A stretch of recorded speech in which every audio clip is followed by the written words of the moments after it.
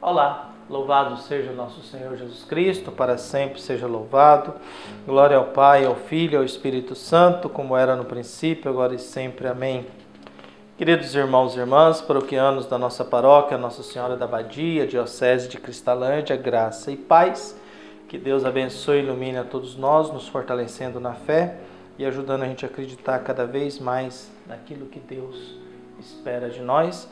Nesse dia 18 de dezembro de 2023, nessa segunda-feira da terceira semana do Advento, abrimos o nosso coração para ouvir o Evangelho de Jesus Cristo tirado de Mateus, capítulo 1, versículos de 18 a 24. O Senhor esteja convosco, Ele está no meio de nós. Proclamação do Evangelho de Jesus Cristo segundo Mateus.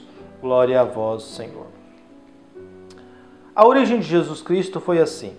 Maria, sua mãe, estava prometida em casamento a José, e antes de viverem juntos, ela ficou grávida pela ação do Espírito Santo. José, seu marido, era justo e, não querendo denunciá-la, resolveu abandonar Maria em segredo. Enquanto José pensava nisso, eis que o anjo do Senhor apareceu-lhe em sonho e lhe disse: José, filho de Davi, não tenha medo de receber Maria como tua esposa, porque ela concebeu pela ação do Espírito Santo. Ela dará à luz um filho e tu lhe darás o nome de Jesus, pois ele vai salvar o seu povo dos seus pecados. Tudo isso aconteceu para se cumprir o que o Senhor havia dito pelo profeta.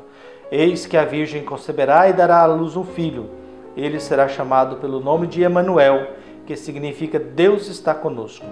Quando acordou, Jesus fez conforme o anjo do Senhor havia mandado e aceitou sua esposa. Palavra da salvação. Glória a vós, Senhor. A nossa fé ela é fundamentada na tradição judaica cristã, de um judaísmo que começa com Abraão, na certeza de que Deus tem vida, é invisível, caminha conosco e nos quer bem. Mas não só isso, em Jesus Deus se manifesta como Pai, que coloca o seu Filho na nossa condição humana para dizer o que é importante e o que não é importante na nossa vida e na nossa história. Há um Espírito Santo que vai guiando e nos fortalecendo diante de todas essas realidades para que a gente não desanime, a gente não se canse. Por isso a certeza nossa de que pela oração a gente vai se apegando aquilo que dá razão e sentido para a vida, aquilo que nos leva a nos alimentar com coisas que nos oriente, que nos tire do mau caminho e nos coloque no bom caminho, que nos coloque um pouco mais de inteligência bondosa de um coração orante. Não basta ser inteligente, não basta ser simplesmente bondoso, é preciso, com tudo isso, a gente ter um coração orante e pensante, segundo o pensamento de um bispo italiano, Bruno Forte.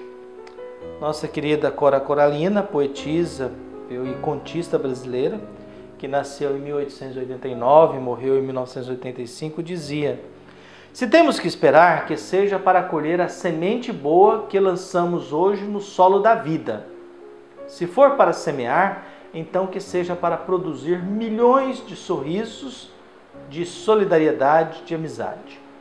Se temos que esperar, que seja para colher a semente boa que lançamos hoje no solo da vida.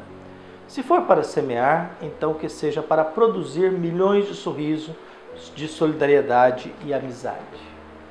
Talvez é isso. Jesus nos coloca um José na vida, comprometido em casamento com Maria. Ao perceber que Maria estava grávida, José se afasta. Alguns dizem José por ser justo, e a palavra justo é atribuída no Antigo Testamento a Deus. Então o ser humano justo, com base no Antigo Testamento, é alguém que é igual a Deus ou se comporta igual a Deus. Então José, ele é chamado de José justo. Então ele tem um atributo de Deus nele. E todo ser humano que tem o atributo de Deus nele, conhecendo a realidade de Maria, sabendo possivelmente da impossibilidade de uma traição, ainda mais que Nazaré era minúscula, seria muito complicado um tipo de conduta dessa, viu? A gente percebe que José também, por ser um homem justo, pode ter sido desconfiado. Tem mão de Deus aí. E se tem mão de Deus, a minha postura é me afastar. Quando os soldados vão prender Jesus no Horto das Oliveiras, quando Jesus fala, sou eu é o nome de Deus do Antigo Testamento, todos os soldados se afastam e se prostram. Porque diante de Deus eu preciso me afastar e me prostrar. Então nós temos esse José que resolve abandonar Maria em segredo, porque ele poderia denunciá-la por traição e adultério, e Maria seria ré de morte, seria condenada à morte por apedrejamento. José, sendo um homem justo, possivelmente percebendo que tinha a mão de Deus nessa realidade, José se afasta, dorme, e se eu não me engano, 5 vezes que Deus aparece em sonho, acho que 4 vezes é em José, ou 4 vezes no Novo Testamento que Deus aparece em sonho, basicamente 3 vezes em José. 3 ou 4 vezes no Novo Testamento, Deus vai visitar o sonho de José. E todas as vezes que Deus vai no sonho de José, Deus pede algo que José não quer. Todas as vezes que José sonha com Deus, Deus pede algo que José não quer. José se afasta de Maria, Deus interfere, receba e não tenha medo. O filho é Emanuel, Deus conosco. José entende, se levanta e vai e recebe Maria. É um homem capaz de sonhar com Deus e permite que Deus participe dos seus sonhos. Os verbos de Deus, criar. Os verbos de Deus, acolher, perdoar. Nos milagres extraordinários de Jesus, a gente vai percebendo o sonho de Deus também. Deus entra no sonho de José e José percebe que o sonho de Deus é que ele acolha Maria, que seja o pai desse, que se chamará Emanuel, Deus conosco. Por isso o Evangelho vai nos dizendo, o discurso é bonito. O anjo vai, José pensava nisso, eis que o anjo do Senhor apareceu e em sonho lhe disse, José, filho de Davi. José é da descendência de Davi. O Messias tem que ser da descendência de Davi. É José que vai dar esse título, porque Maria não tem título nenhum. A família de Maria não tem título histórico nenhum, nenhuma importância religiosa. José é considerado filho de Davi porque é da descendência de Davi. E por ser da descendência de Davi, Jesus também se torna da descendência de Davi por causa do seu pai José. Por isso o anjo diz, José, filho de Davi, não tenhas medo de receber Maria como tua esposa, porque ela concebeu pela ação do Espírito Santo. Jesus traz essas duas naturezas, a natureza humana, carne e sangue através de Maria, e o Espírito Santo, a divindade e a eternidade através do Espírito Santo. Esses dois DNA de Jesus, a divindade e a humanidade unidas na mesma pessoa, no mesmo ser. E por isso Jesus podia fazer coisas extraordinárias, não absurdas, extraordinárias, revelando o seu poder de Deus. Mandava o vento ficar quieto, curava um paralítico, um cego, um ser humano, ressuscitava uma menina morta.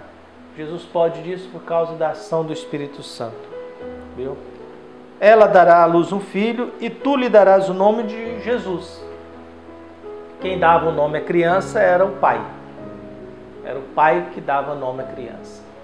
Então aqui o anjo já dá essa responsabilidade a José.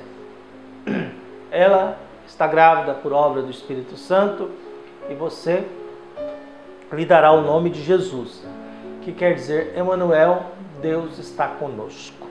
Deus está presente no nosso meio. E a atitude de José, quando acordou, José fez conforme o anjo do Senhor havia mandado e aceitou como sua esposa.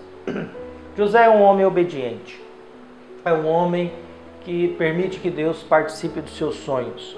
E ao mesmo tempo passa a fazer parte também dos sonhos de Deus de colocar o seu filho na nossa história.